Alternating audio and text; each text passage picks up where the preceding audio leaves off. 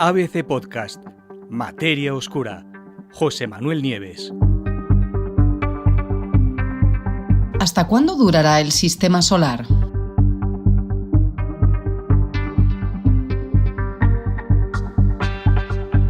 En el universo, nada dura para siempre.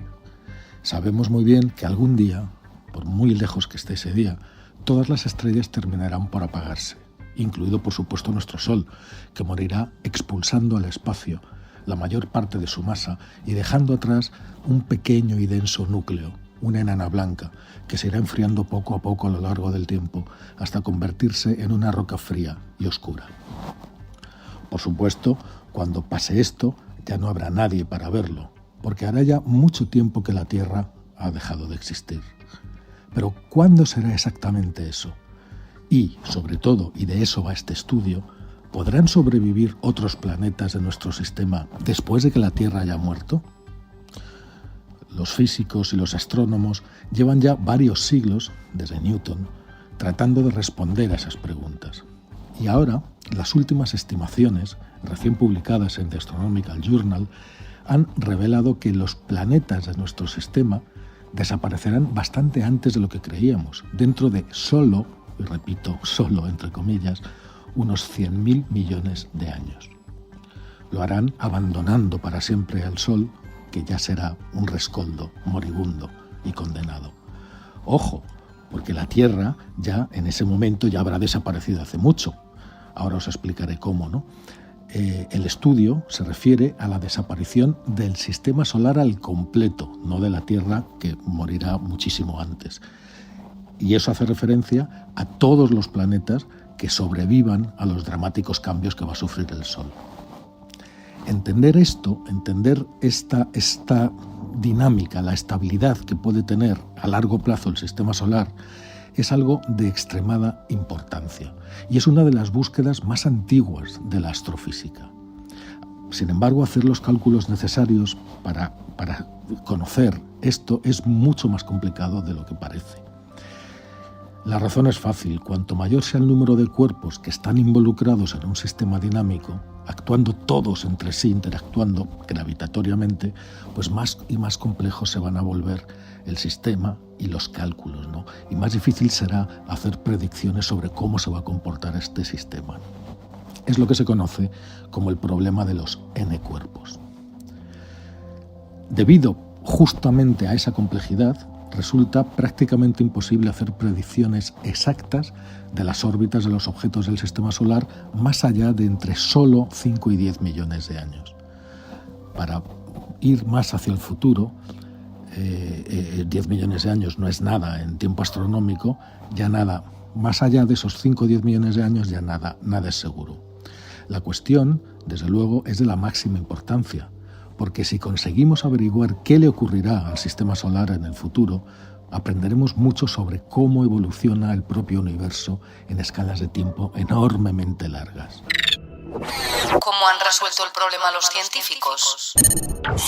Vamos a empezar desde el principio. Ya en 1999, los astrónomos predijeron que nuestro sistema planetario se iba a ir desmoronando lentamente durante un periodo enormemente largo de tiempo. 1 millón de billones de años. Vamos, 1 trillón de años. En ese tiempo, ese es el tiempo que tardarían las resonancias orbitales, ahora os explicaré lo que son, de Júpiter y Saturno en desacoplar a Urano. Y eso sería el principio del fin, una vez desacoplado Urano del sistema solar. Sin embargo, según este estudio actual en el que estamos hablando, ese cálculo no tuvo en cuenta algunas influencias muy importantes, una serie de factores que en aquel momento los científicos pasaron por alto y que podrían hacer que el sistema solar se desestabilice mucho tiempo antes de ese trillón de años. El primer factor es el Sol, y aquí viene la pequeña historia de la Tierra. Sabemos perfectamente que nuestro destino del planeta Tierra está directamente ligado al destino del Sol. Nuestra estrella ya lleva brillando unos 5.000 millones de años y todo indica que dispone del hidrógeno suficiente como para seguir brillando durante otros 5.000 millones de años más. Después, se agotará su combustible de hidrógeno, el Sol entonces se verá comprimido por la gravedad, que ya no tendrá la oposición de esa fuerza nuclear que empuja hacia afuera. La gravedad lo aplastará hasta el punto de que alcance la temperatura de combustión del helio, el elemento que el Sol ha estado sintetizando durante toda su existencia. Eso hará que el horno nuclear vuelva a encenderse, quemando helio en lugar de hidrógeno. En ese momento el Sol rebotará, hinchándose como un enorme globo de color naranja, mucho mayor de lo que es ahora, y de lo que era antes, ¿no? Se habrá convertido, pues, en una estrella diferente a la original, una gigante roja que se tragará, y ahí moriremos nosotros, literalmente se tragará a los mundos más próximos, a los mundos terrestres, a los rocosos, Mercurio, Venus y la Tierra. Después, más tarde todavía, expulsará de un solo golpe casi la mitad de su masa, el 54% de su masa, y esa masa será arrastrada por los vientos espaciales, y solo quedará la enana blanca, un núcleo denso del tamaño de la Tierra, muchísimo más pequeño de lo que es el Sol ahora, y con cerca de la mitad de la masa actual del Sol. Por supuesto, la pérdida de la masa, de esa masa solar, hará que la gravedad disminuya.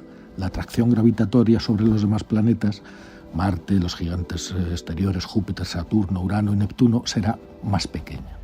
Y aquí viene el segundo factor, que es la galaxia. ¿Y cuál es el otro factor?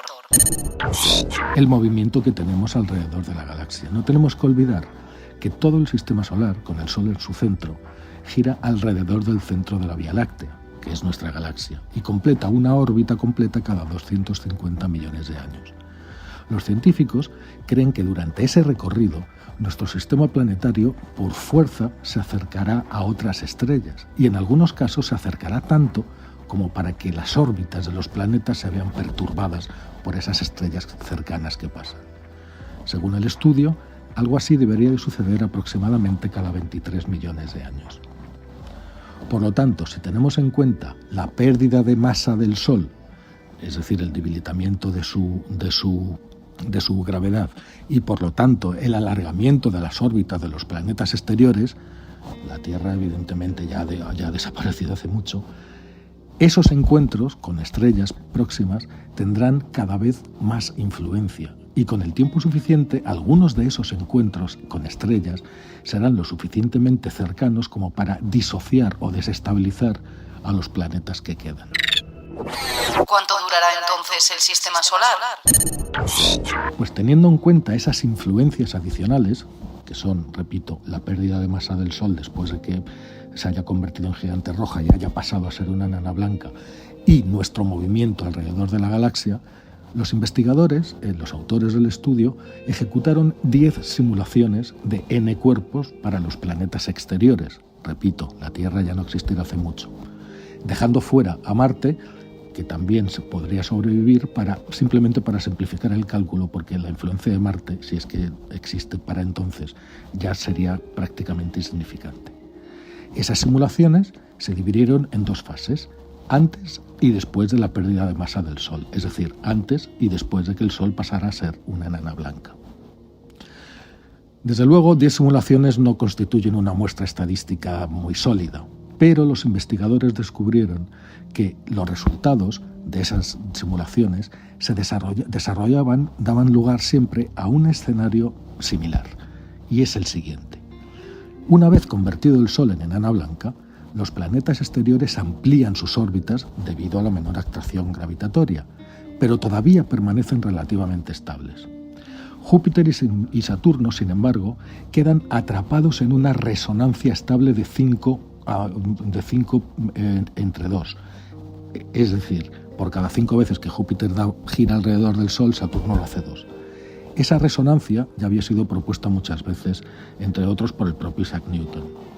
Esas órbitas alargadas o expandidas, así como las características de esa resonancia planetaria que os acabo de contar, hacen que el sistema sea más susceptible a las perturbaciones causadas por las estrellas que pasan. Según los cálculos de los científicos, después de 30.000 millones de años, las perturbaciones estelares transformarán esas órbitas, inicialmente estables, en órbitas caóticas, y eso resultará en una rápida pérdida de planetas. Al final, todos menos uno, probablemente Júpiter, abandonarán sus órbitas y huirán hacia la galaxia como planetas errantes y solitarios. El último planeta se quedará alrededor del Sol durante otros 50.000 millones de años más, muchísimo tiempo, pero su destino ya está escrito y sellado. Cuando llegue el momento, en efecto, también se liberará de la debilitada gravedad del Sol y se convertirá, como los demás, en un mundo errante, un mundo solitario, sin estrella, flotando solo y libre en el espacio. En resumen, en total, unos 100.000 millones de años después de que el Sol se convierta en una enana blanca, el sistema solar habrá dejado de existir por completo. Puede seguir pareciéndonos una eternidad, pero es un lapso de tiempo significativamente más corto que el que propusieron en 1999, 1 trillón de años, 100.000 millones contra 1 trillón. Y por supuesto, advierten los propios autores del estudio, la cifra no es definitiva, porque el resultado de sus cálculos depende de lo que sabemos hoy en día de nuestro entorno galáctico y de nuestras estimaciones actuales sobre posibles acercamientos de estrellas que desestabilicen el sistema solar en el futuro. Esas estimaciones pueden cambiar. Sea como fuere, una cosa es segura: cuando todo esto suceda, la humanidad llevará ya muchísimo tiempo extinguida y no quedará nadie para verlo.